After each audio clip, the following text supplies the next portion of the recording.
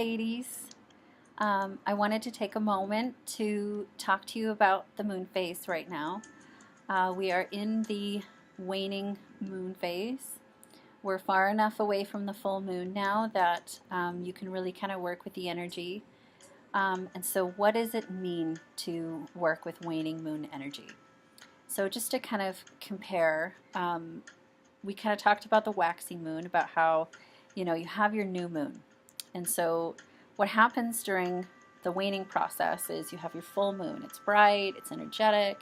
You can add extra energy to projects, and it's a time of celebration. And so after that, it starts to get darker and darker every day until eventually it's a dark moon. And then we don't have any moon showing at all.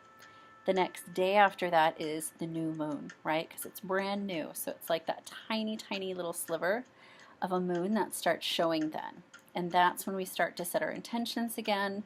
And as the moon gets more and more full, we're adding layer upon layer of energy to that intention to help it manifest.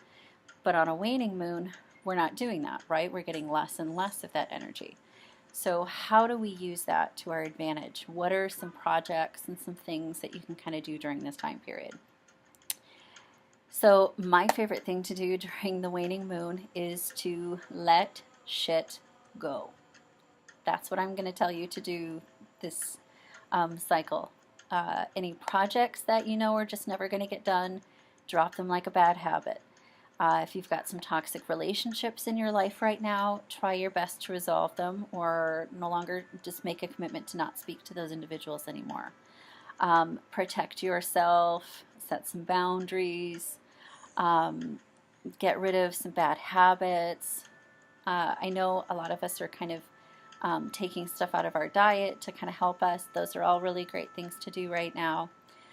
Anything that's kind of a purging or a releasing to bring us where we want to be.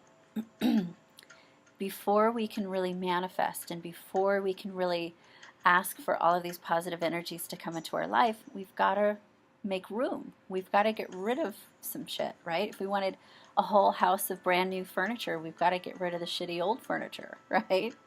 And so it's kind of the same concept where we're releasing to make room for all of the positive energy that we're going to get in the next phase.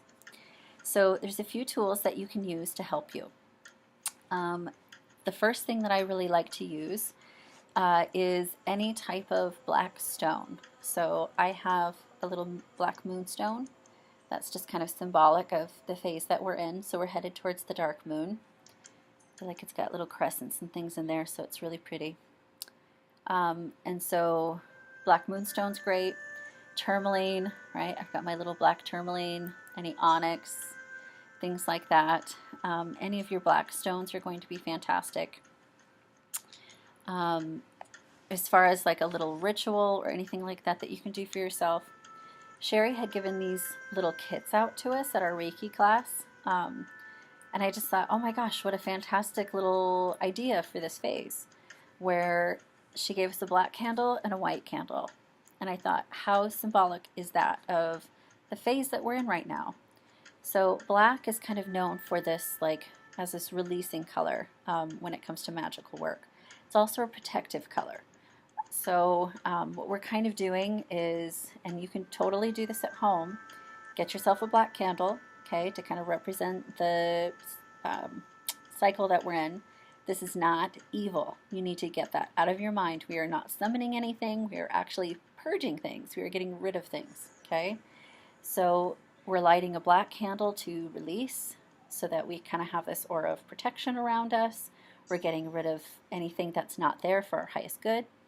And then we're replacing it with the light, right? We're then welcoming in this beautiful, bright energy that we want to enter into our life.